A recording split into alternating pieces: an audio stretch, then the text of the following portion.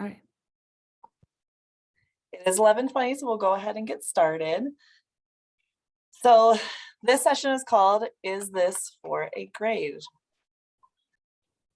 Let's see. Oh, there we go. So you came to the session probably because this question resonated with you as well. You probably have heard this in your classroom. It's probably frustrated you as much as it has frustrated me. Because why? What would we rather hear in our classrooms, right? We'd rather hear inquisitive questions like, what would happen if, or can I try this? Or engaging comments like, look what I discovered, or I wonder. So why don't we? Where is the disconnect between grades and learning? I don't have a specific answer to this question. This session is meant for you to reflect and try to discover for yourselves where that disconnect might be in your own classrooms. I do have a hunch to why, and I will shed some light over my own experiences, but looking for you to reflect on here. So I'm going to have you share some things in the chat if you like. So the first question to reflect on is, what's a positive experience you have had as a learner in the traditional grading system? So if you'd like to add something into the chat, I don't know if people are able to unmute it. If anybody wants to, they can. Does anybody want to share a positive experience? Okay, you got good grades, you thought you were smart.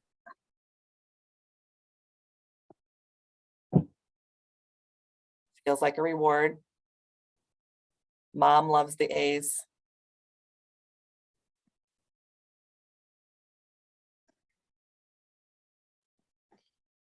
So as long as you were earning those A's, you were feeling good about yourself, you got money.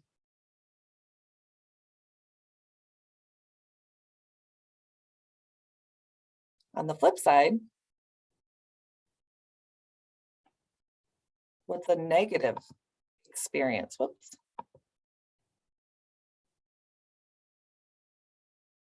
Yep, you learn more if you're obedient doing schoolwork. Scholarships. Okay, so now we're switching to the flip side of what is a negative experience, taking shortcuts to just get that grade. Trying so hard, not getting that grade. Anxiety and stress.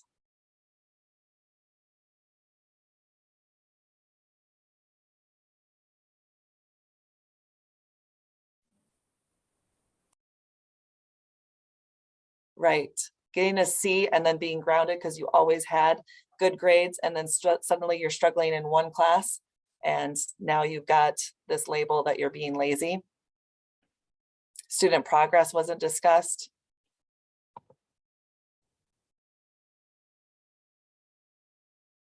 Sometimes grades don't really reflect what the student knows. So, what is the purpose of grades? Why do we have grades?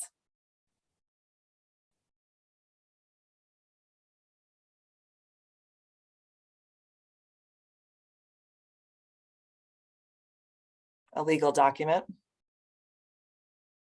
Reporting. It's a system. It's a measure. It's data. It's trying to gauge knowledge. Started. I like how you said started as a way. It's tradition.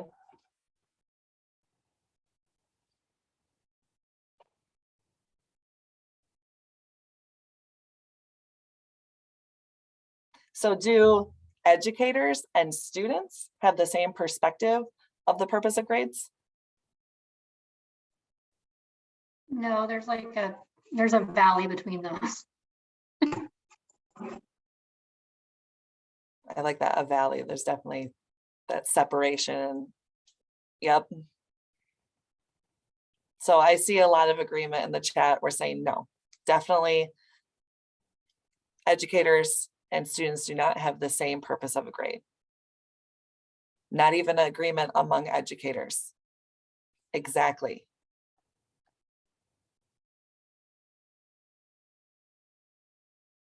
Yep. It's the way it should be or always the way it always has been, so it needs to stay that way. And that is exactly where this conversation is headed on why we need to make a change. So what do you believe grades represent?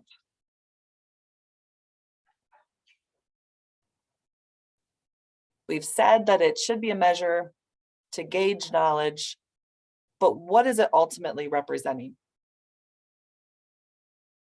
Yes, we're going to talk about the factory model applied to education. Work ethic.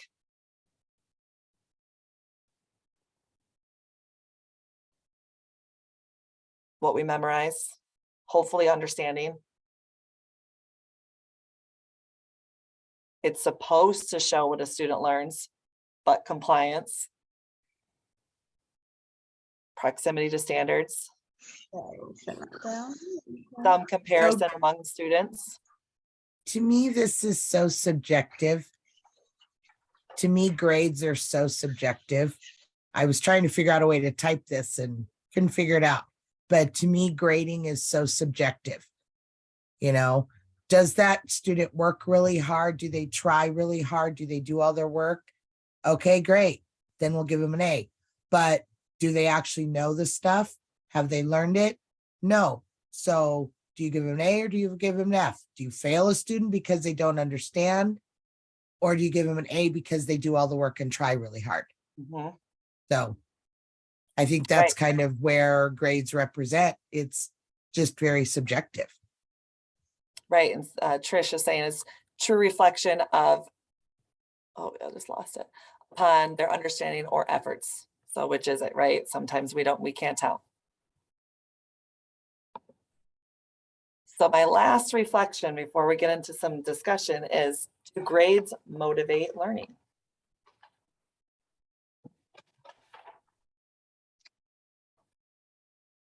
Not for the student. I think it can for the teacher sometimes, depending on your administration. But I think for the student, it's there's definitely other things that motivate them, especially I'm at a high school alt ed. So like graded, they've failed for 4 years. They've been in high school for 6 years. So like motivation of grades really doesn't matter. Right. I'm getting a lot up to a small extent. They can, sometimes not really, right? So it does depend on the learner whether or not they're motivated by grades. But I would argue, I don't believe they do.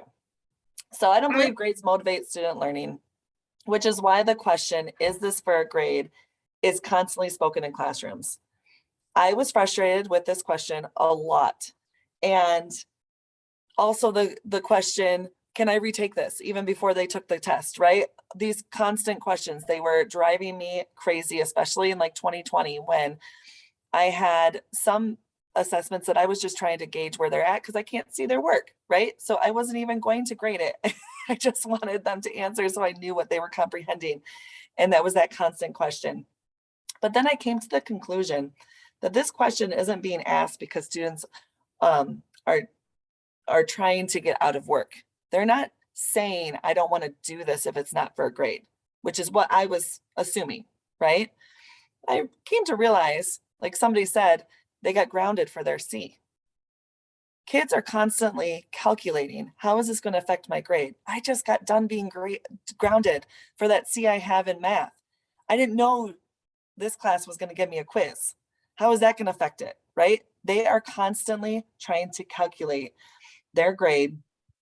Oh my God.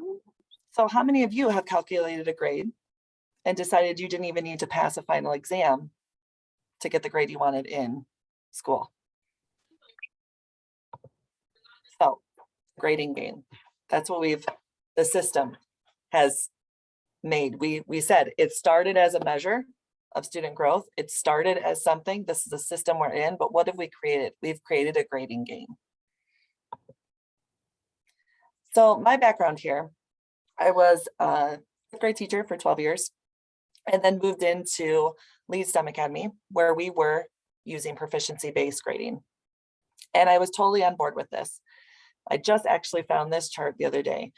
Traditional grading system, the 0 to 59%, it's 60 levels of an F. Okay, D 60 to 69, 10 levels.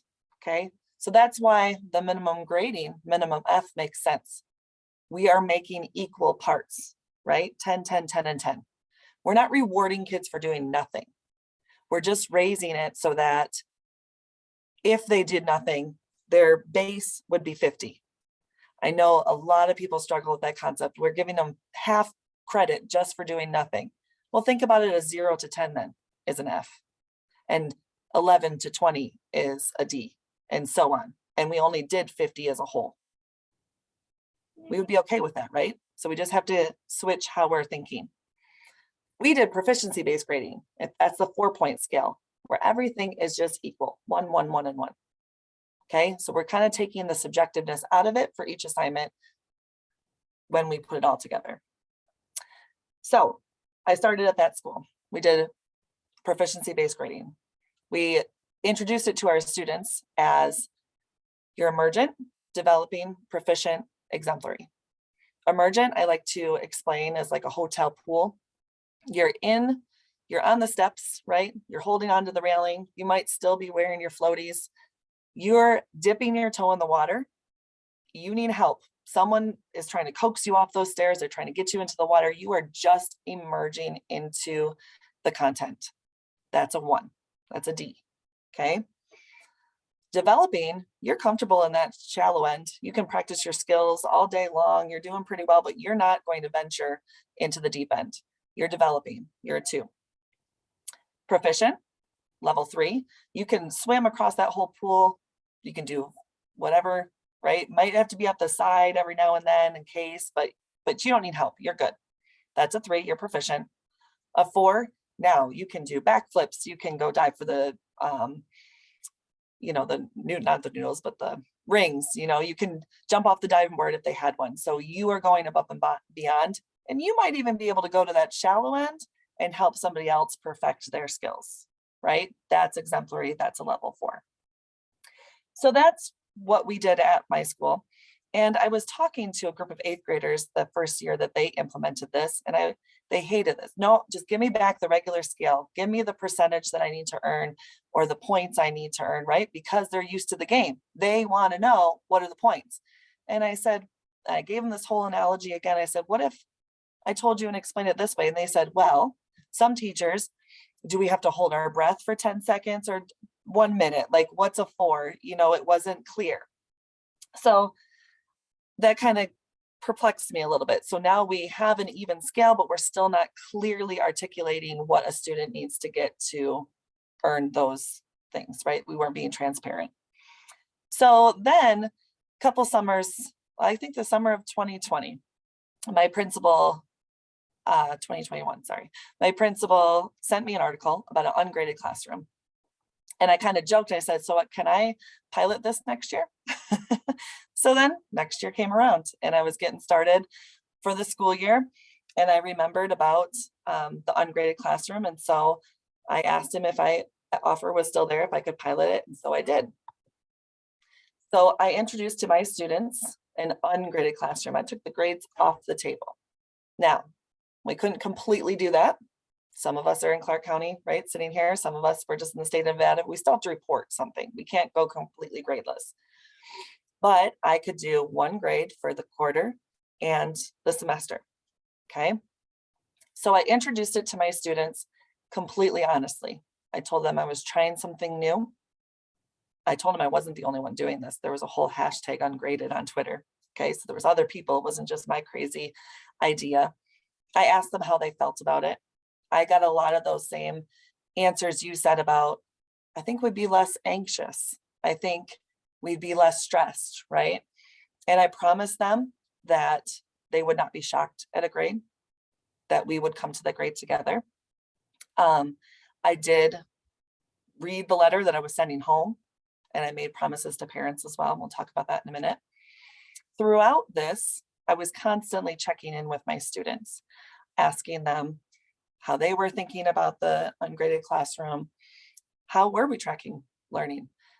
They were deciding, they were reflecting. And of course I piloted it, so I was changing it throughout the year, right? Like making it better with the reflections. But they were reflecting. And before each grading period where they thought they were. And we would talk back with that rubric of, am I just dipping my toe in the water? Am I in the shallow end? Am I perfecting my skills? Or am I swimming across the pool? Some kids would reflect, well, I'm proficient, but I'm not teaching someone else, so I'm not exemplary. And so then sometimes I would write back, well, I think you could teach somebody, and they gave them exemplary, right? So when they were reflecting, they were actually maybe knocking themselves down a level than where I thought they were. And they were showing evidence to support where they thought they were. And throughout this whole journey, they would reflect a week before I had to put it in the grade book. And then they had a week if they didn't agree with what I put in the grade book after reading their reflections. And so sometimes, I still had that, well, if you want a better grade, you need to turn in this assignment. I had to change that language throughout that year. And I finally was able to naturally say, you will need blank evidence to show that you're a higher level of proficiency. If that's what you're saying you are, I need this evidence, right? So they were in charge of their grade. They were no longer asking, how is this going to calculate, right? They're saying, if I want to show I'm proficient, this is the evidence I need to get in. So they were more control of their learning.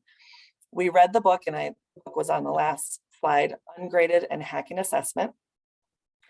And I read both of those books as I was implementing these. Ungraded has 10 different authors. Each chapter is a different author explaining how they implemented something like this.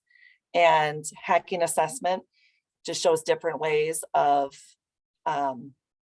assessing, right? And not having a traditional test, and how to get kids to be more in control of their grade. And so I was hosting a book study for Hacking Assessment, and one of the teachers said, but it always comes back to a grade.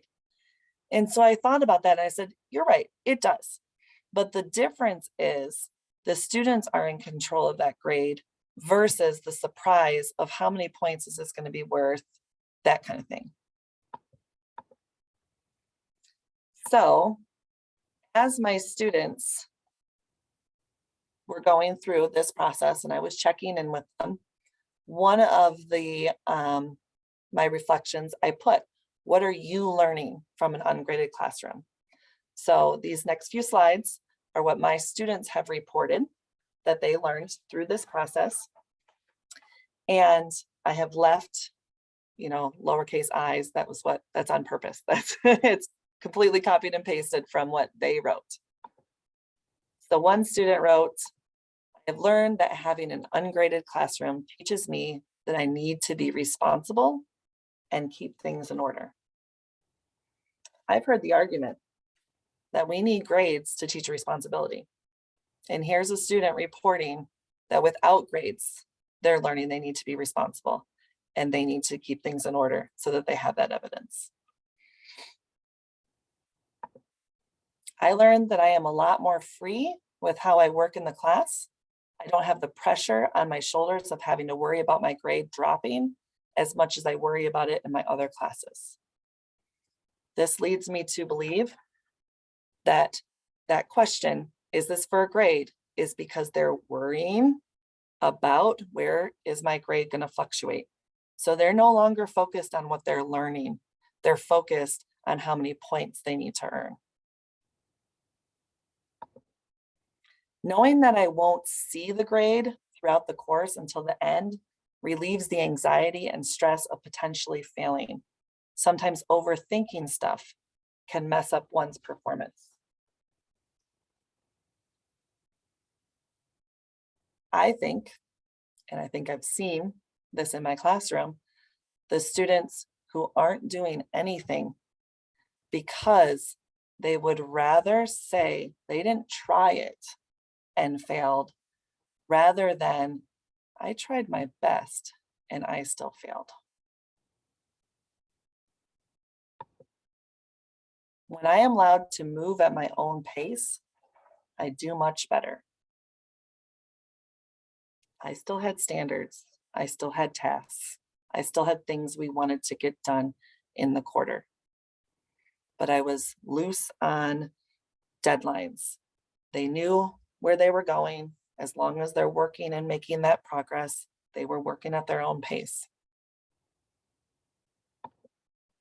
I realized that I was trying harder to get work done. Again, then it's not about the learning, it's about getting something turned in so you get the points. What I've learned about the ungraded classroom is not to worry about everything being summative and formative.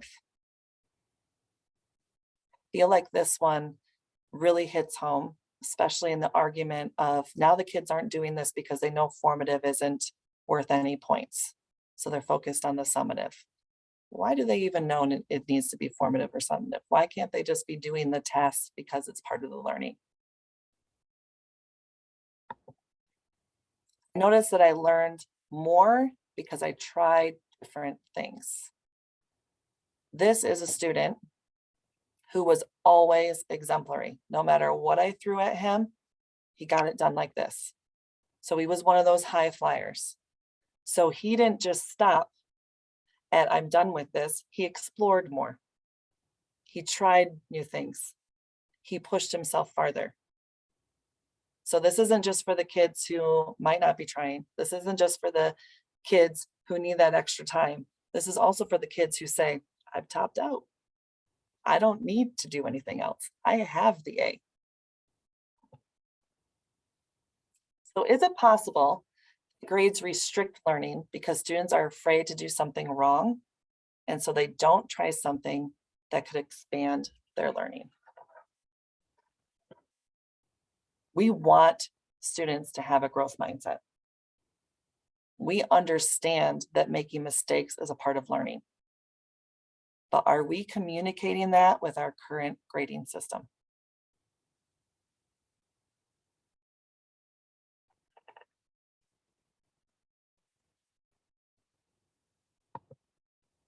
I learned that one assignment doesn't sum up who I am as a student because I can work hard and do better the next time.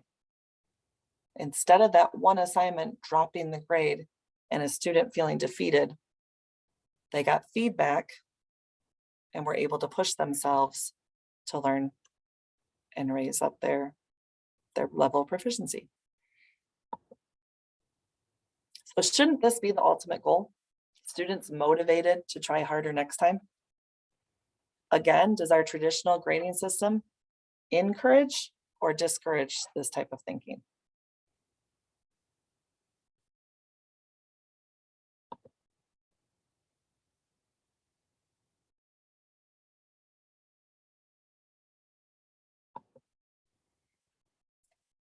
Finally, I learned that an ungraded classroom causes me to put a lot of effort in because it's based off of if I try and how much I accomplish, rather than getting the average grade I earned in every assignment.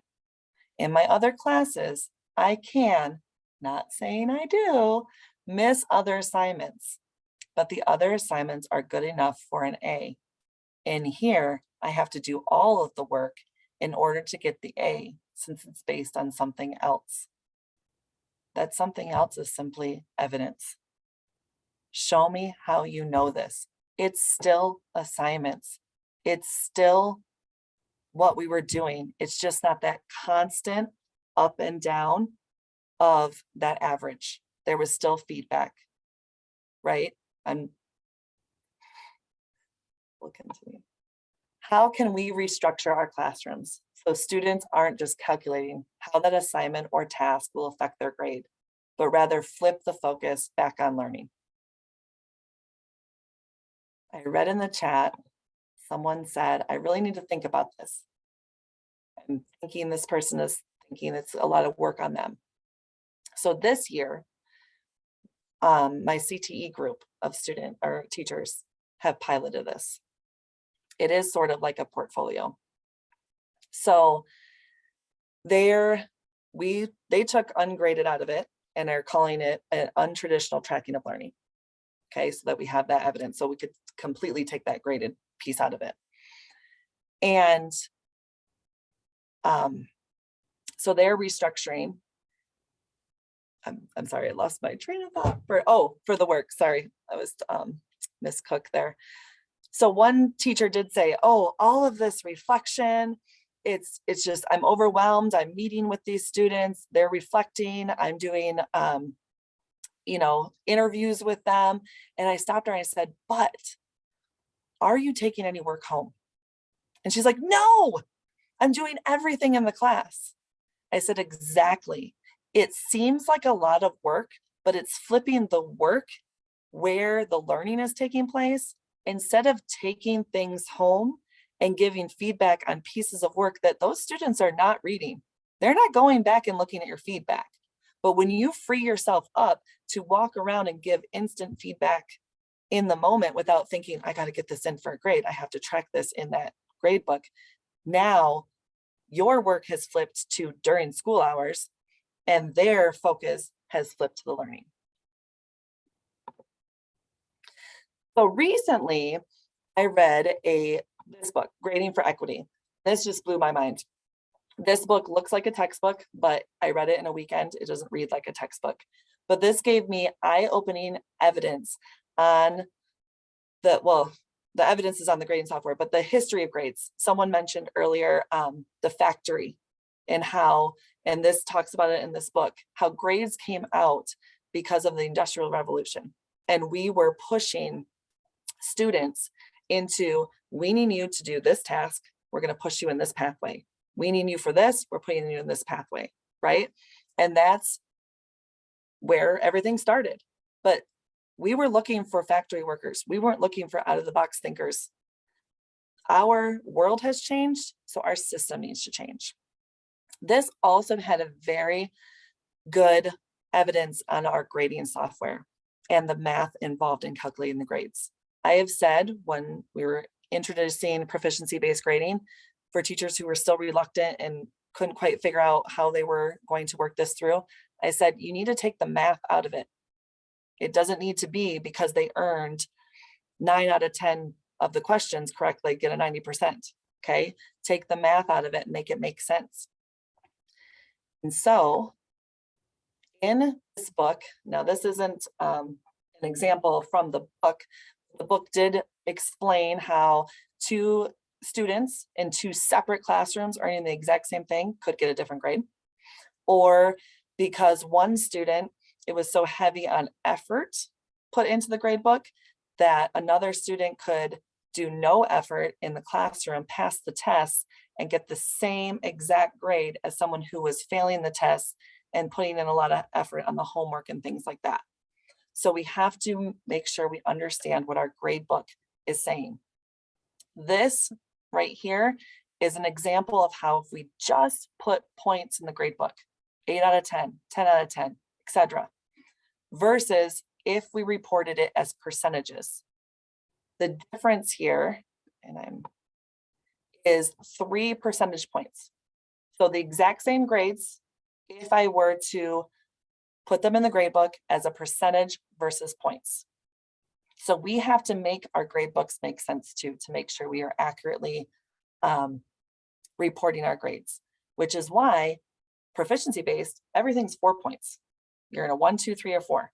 And a 1 doesn't end up being a 25%. We put it in our Infinite Campus, for those of you in Clark County, we put it in and coded it so that a 1 is like a 60% and a 2 is a 70%. So it goes into those B, C, B, and A categories. So my observations when I restructured was that students were more engaged every day in learning activities. I had less students who were putting their heads down or actively not participating, right? I had less, is this for a grade inquiries? They didn't completely go away, but students would start to catch themselves. And I did not have the constant correspondence of how to raise a grade. How I got started. I had a letter to parents. I read that letter straight to my class as well. They knew it was being sent. And I made promises in that letter. I'm a parent too. And it is so frustrating when I get a report back to me that says, you know, my child is failing at something or their grade is low and there's no time to improve it before the end of the quarter or semester, right? So I made sure that wasn't going to happen. I said that I would send weekly emails, which I did, of this is what happened this week and what to expect next week. And in those emails, I would put like a question of, hey, ask your child this, or child share this, because that's what we did this week. And if your child can't tell you about what you just asked, then they're probably, not being proficient, right? And so I tried to encourage that participation at home, but I also said I would make a phone call if students were still going to be at the emergent level before the end of the quarter or the end of the semester. The first quarter, I made a few phone calls. I spent a couple of hours making some phone calls. I did not do that the rest of the year. So after that, they were showing that growth. I had one-on-one discussions, with students. They had reflections throughout the year.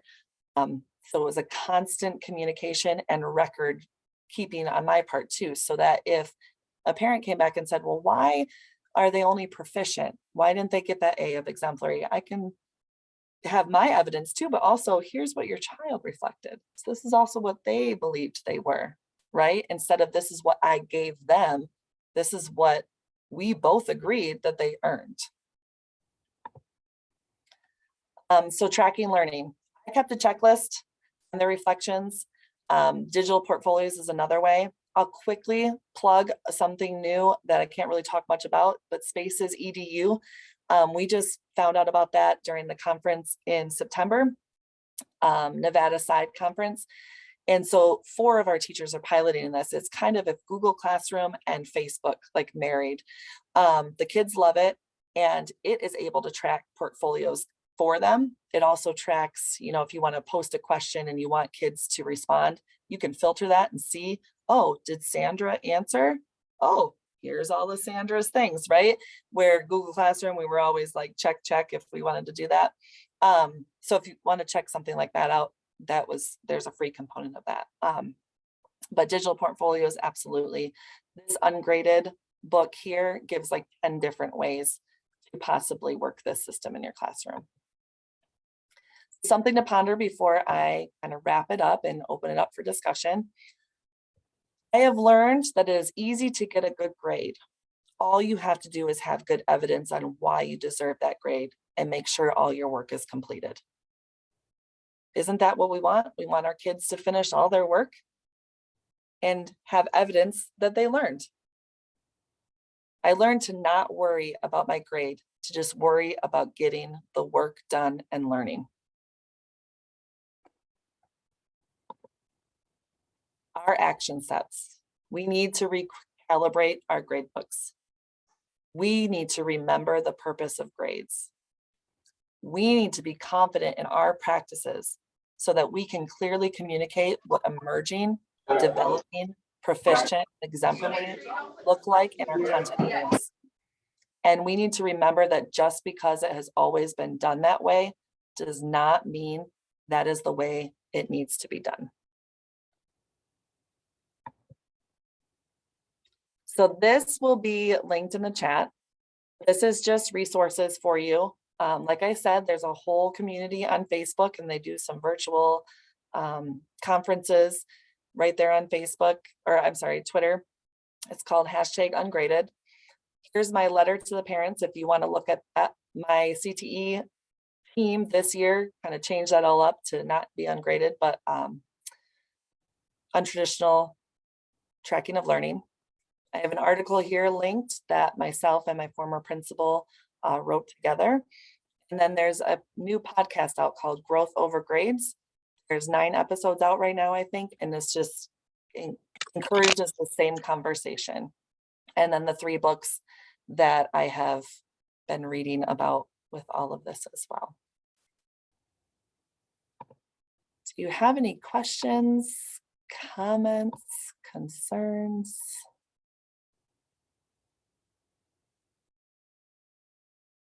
Absolutely, Maria.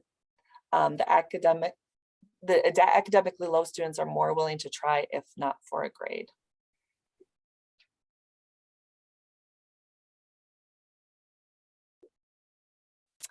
I just have the resources page, not the whole slideshow available.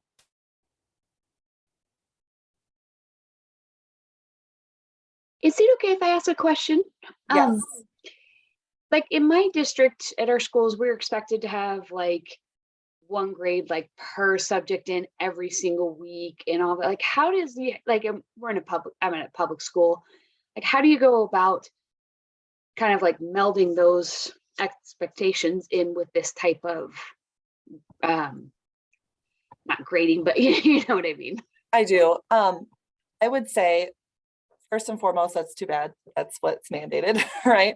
And so if you can work with whoever to say, hey, I want to try this. I think this is actually going to be better for, kids in general. If not, could they reflect every week and kind of have that? That might be a lot, but that kind of thing. Or because the very first, we have progress grades, right? And I totally forgot about progress grades the first time.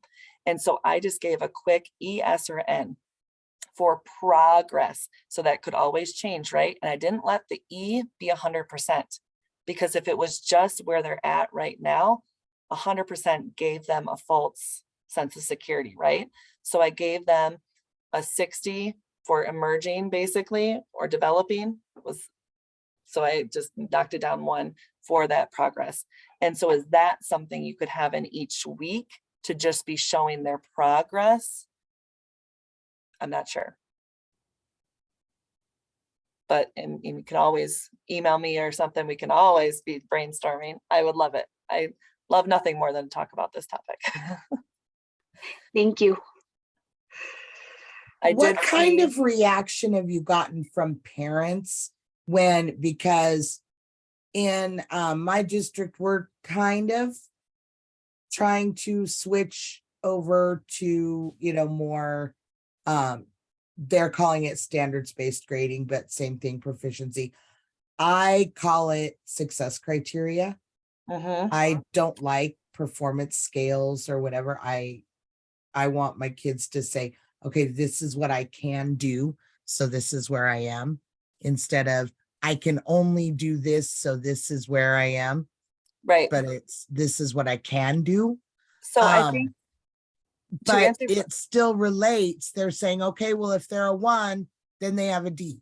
If they're a 2, then they have a C. Well, then parents see these report cards, especially middle school, and okay, well, I have a D. And then you look at sports. They're required to have a certain GPA. So how do we kind of, get those two things together? I think communication is key, first of all, because parents are also used to the game.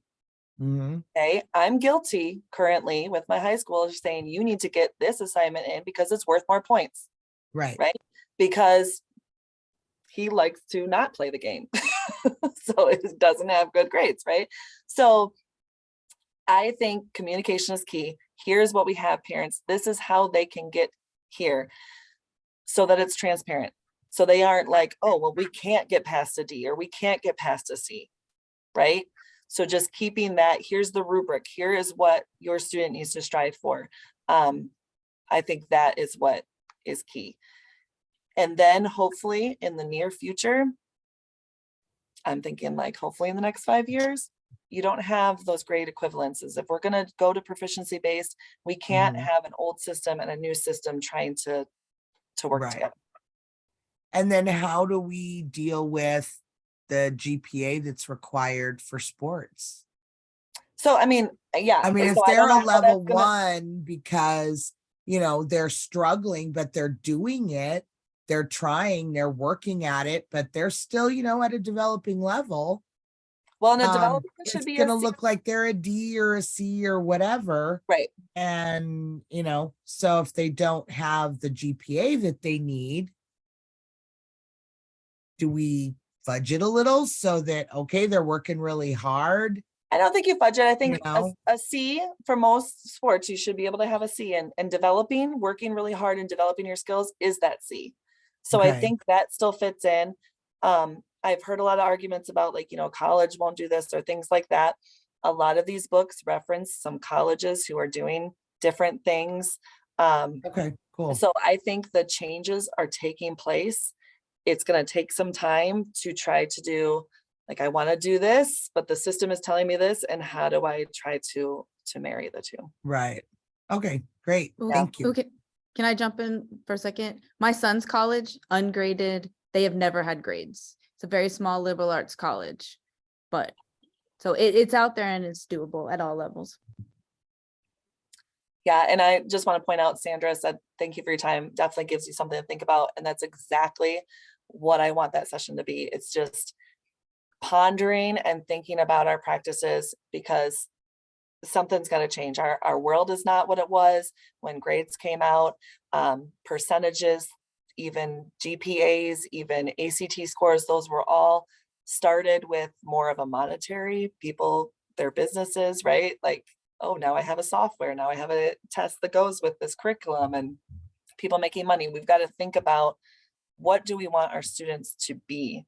Do we want them to just be all A students, or we want kids who are thinking, kids who have learned this, kids who are questioning, right? And so that's exactly what I wanted, is just to spark that reflection, so that maybe you make some small changes too, and eventually maybe we can change the system. Donna did throw a question in the chat about, so no one receives Fs. There's always students, especially in high school, that just don't show up. Okay, so last year I gave 1 F, and that was because I literally did not see the student the entire semester. Everybody else, as long as you're doing something, you have your toe in the water, you should be a D. You're showing up and you're doing something. If you sat there and I'm working with you, like when I gave the analogy that I'm like trying to hold your hand into the pool, and you won't budge, you won't talk to me, whatever, yeah, you're probably going to have to give an F, right? But hopefully you've done your due diligence prior to that to get some help from home, or get some help from other systems in the school before that. But I've seen, I could at least work with a kid and get them to do something to show me that they were emerging.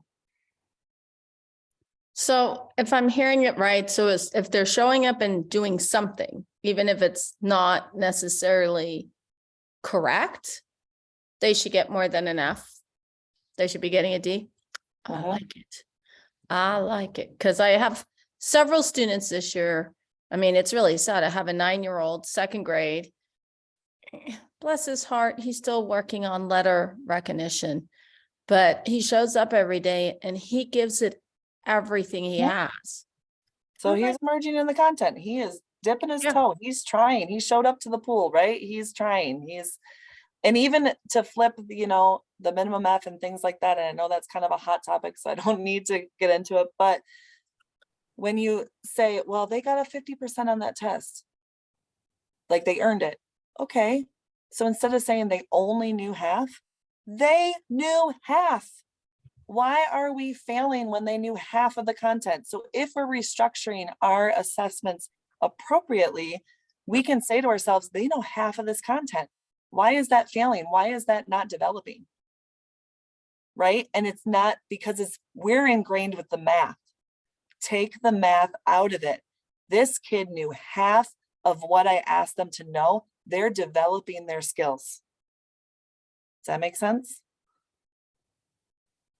I love this. Thank you so much. Because I have to say, whenever I look at grades or tests, I always tell the kids, wait, you got, hey, you knew 3 of them, or what? I always celebrate what they get right.